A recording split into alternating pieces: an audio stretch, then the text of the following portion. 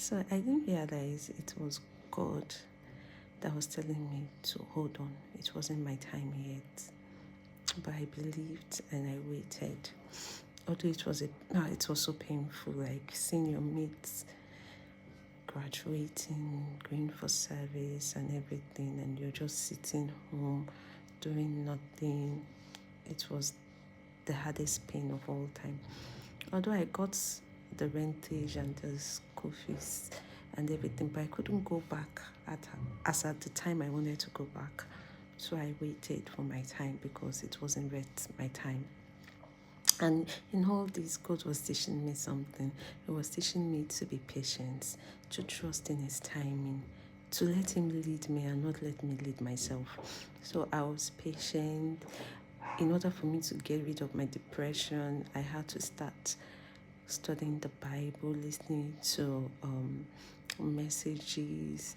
I had to be intentional about my relationship with God at a point. Again, the form came out and I got it this time.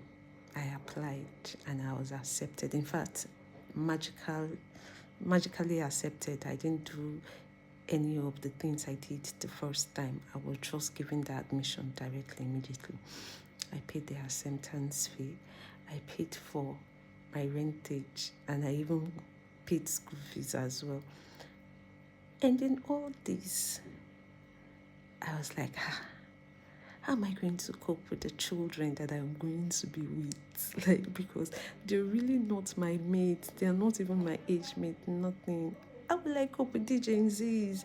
How am I going to cope? I took my time, I prayed. I said, God, please help me. See me through this school year. Help me. Because you alone are the one that can help me. I can't help myself at this situation.